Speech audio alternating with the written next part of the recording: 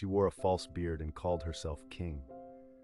Today, I'll show you how a woman seized Egypt's throne, ruled for 2 decades, and was then erased from history. What her enemies did to her tomb 30 years later will chill you, and you'll understand why at minute 6. Egypt, around 1479 BC. The Nile glitters under a merciless sun, and inside the royal palace at Thebes, a young widow stares at a problem no Egyptian woman had ever solved. Her husband, Pharaoh Thutmose II, is dead. The heir, Thutmose III, is a child barely old enough to walk. By tradition, she should rule as regent, hold the throne warm, and quietly fade. Her name is Hatshepsut, and she has no intention of fading. Within 7 years, she will commit an act so audacious that scribes will struggle to describe it. She will crown herself Pharaoh. Not queen, not regent. Pharaoh, king of Upper and Lower Egypt. She will wear the false beard, the Nemes headdress, the bull's tail. She will order statues showing her with a male body. And for 22 years, one of the most powerful civilizations on earth will obey her absolutely. But here is the mystery that has haunted Egyptologists for over a century. Decades after her death, someone tried to erase her from existence. Statues smashed, names chiseled off temple walls, cartouches scraped into oblivion. Who gave that order, and why did they wait so long? The answer is darker than anyone expected. To understand Hatshepsut, you have to understand her bloodline. She was the daughter of Thutmose I, a warrior pharaoh who had pushed Egypt's borders deep into Nubia and Syria. From childhood, she walked the halls of Karnak, watched priests bow to her father, and learned that power in Egypt rested on 3 pillars: the army, the priesthood of Amun, and divine legitimacy. She would later use all 3 with surgical precision. Around the age of 12, she was married to her half-brother, Thutmose II, a sickly man whose reign was short and unremarkable. They had 1 daughter, Neferura. When he died, perhaps around 1479 BC, the only male heir was a boy he had fathered with a minor wife named Iset. That boy became Thutmose III, and Hatshepsut became his regent. For the first 2 or 3 years, she played the role exactly as expected. Inscriptions from this period show her standing behind the boy king, hands respectfully lowered. Then slowly something shifts. Reliefs begin to show her standing beside him, then in front of him, then alone. By year 7 of the reign, she is no longer regent. She is Pharaoh Mot Kare, the living embodiment of cosmic order. How did she pull it off? The first weapon was theology. Hatshepsut commissioned a series of carvings at her future temple in Deir el-Bahari that told a stunning story. The god Amun himself, she claimed, had descended into her mother's bedchamber, taken the form of Thutmose I, and conceived her.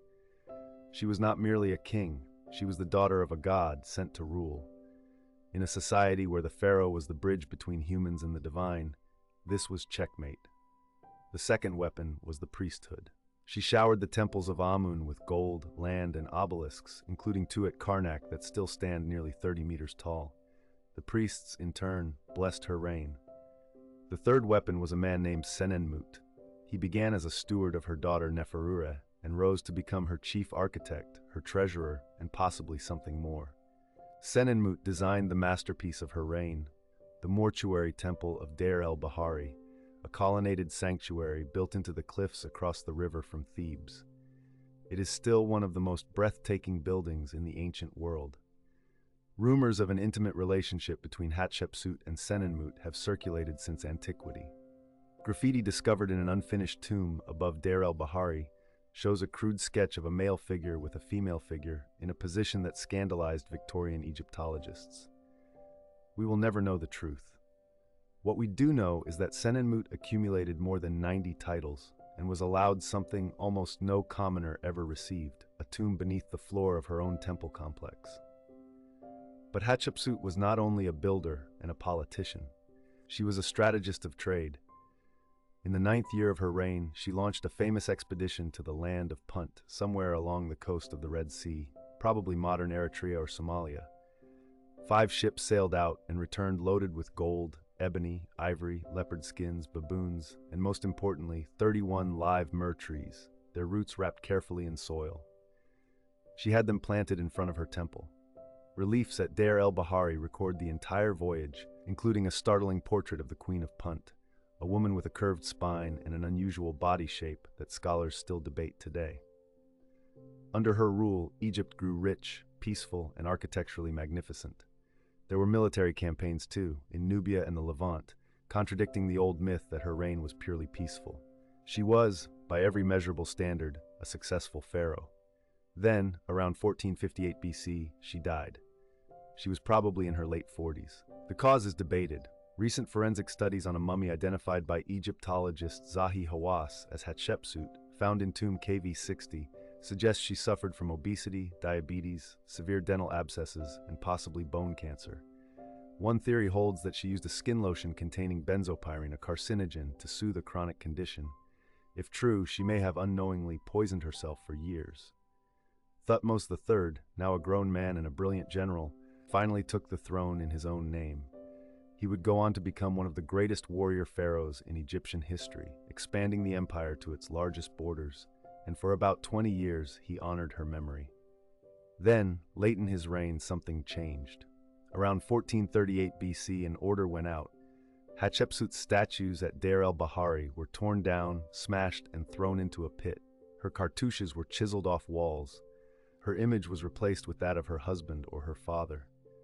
Inscriptions began to skip from Thutmose II directly to Thutmose III, as if the woman who built half of Karnak had never existed. For centuries, historians assumed this was revenge. The grown king, finally free of his stepmother's shadow, lashing out. But the timing doesn't fit. Why wait 20 years? Why act only at the end of his life? Modern scholars now lean toward a colder explanation. Thutmose III was preparing his own son, Amenhotep II, to inherit the throne. A female pharaoh in the royal line was a theological problem, a precedent that could be used by ambitious women to claim power in the future. Erasing her was not personal, it was political surgery, performed to protect a dynasty. He did not destroy her tomb. He did not desecrate her mummy. He simply made her disappear from the official record. And it almost worked. For nearly 3,000 years, Hatshepsut was a ghost. It was not until 1822, when Jean-François Champollion deciphered hieroglyphs, that scholars began to notice strange inconsistencies at Deir el-Bahari, a king with female pronouns, a name half erased, a face chiseled away. Slowly, painstakingly, she returned. Today she stands again in museums, in textbooks, in the long memory of the river she once ruled. The woman who crowned herself pharaoh, hidden for 3 millennia, and finally impossible to silence. If this story moved you, do one thing for Hatshepsut and for this channel. Subscribe, hit the bell, and tell me in the comments which forgotten ruler you want me to bring back next. History only stays buried if we let it.